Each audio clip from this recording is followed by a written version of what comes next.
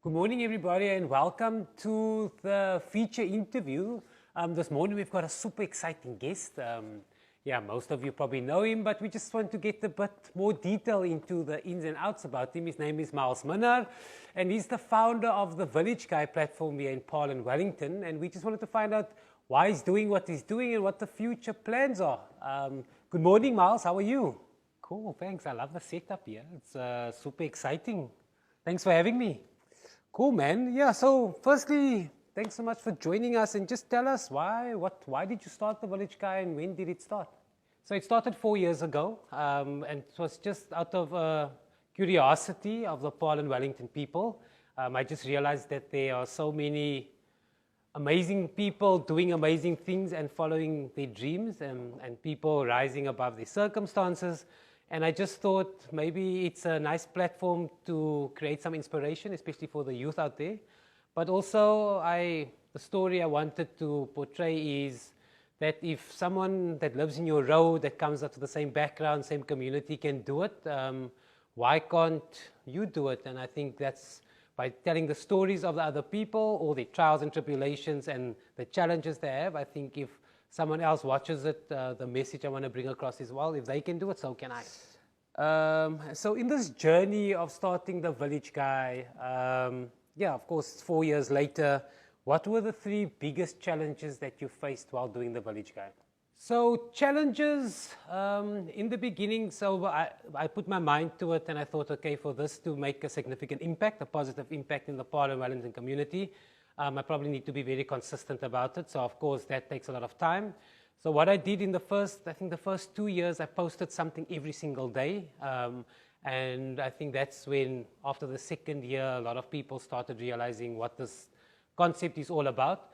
But I think time was a massive problem because I was in the corporate world, family, 2 kids, dogs, wife, house. So trying to get those things going in the meanwhile, standing in the queue while posting what they need. And I think also a big challenge was also there's just a lot of people doing amazing things. I mean, if you look at sport, you look at culture, you look at leadership, you look at business owners, there's just so much. And I think one of the challenges was just trying to keep up to date with what's happening in everybody's lives. Nice, man. Yeah, that's super cool. So, and the core purpose, so like you started it, it's a passion project, you're really working hard at it. What's the purpose of it? Like, tell the people why you're doing what you're doing. So it is a passion project, and it is still a passion project. I think if someone had to ask me what is the big dream, I think it's probably just to make a positive impact in the community. I think one of the biggest challenges which I try and address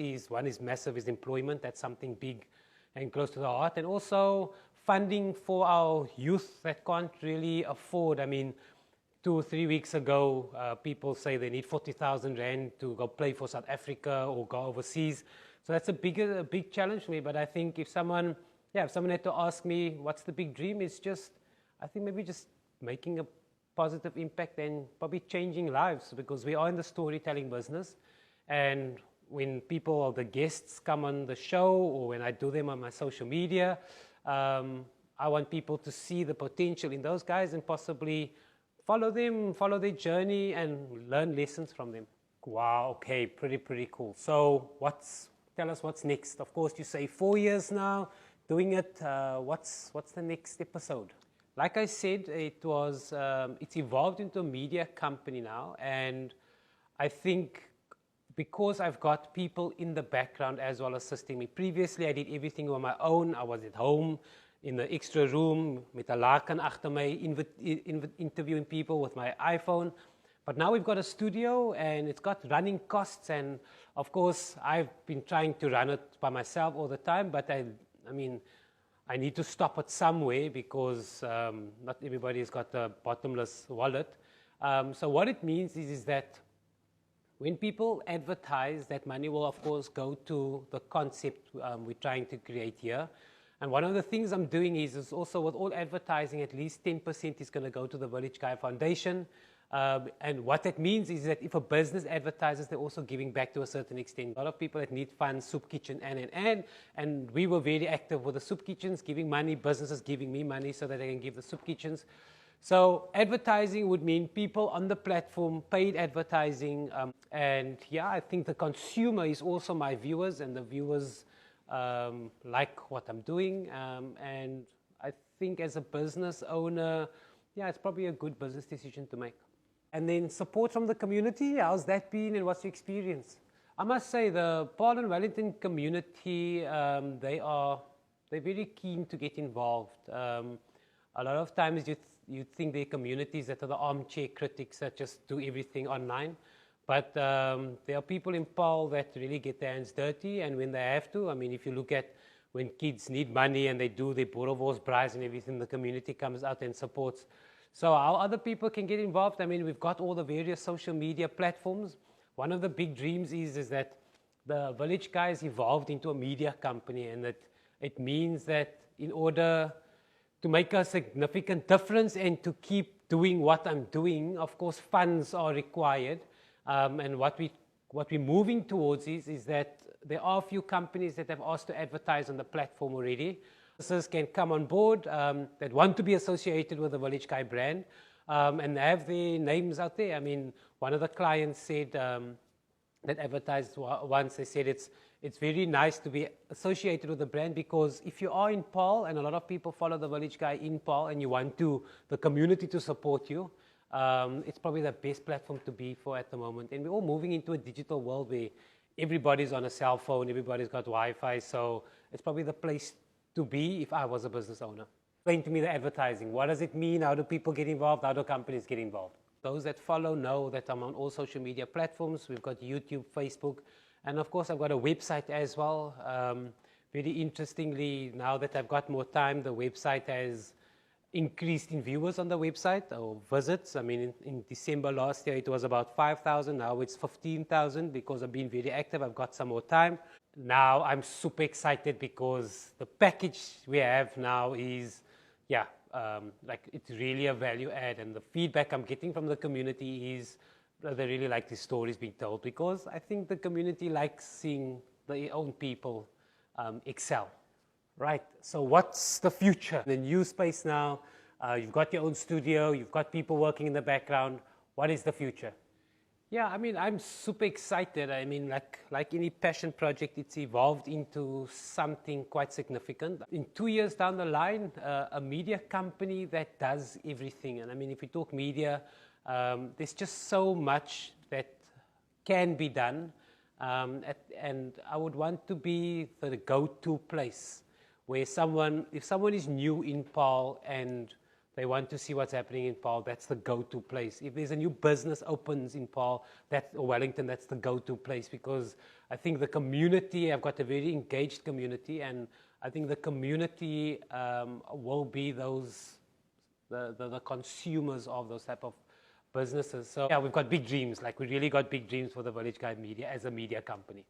Yeah, I think what gives you that goosebump feeling is, I think it was in January or February when you reached 30,000 followers on Facebook by just doing a passion project.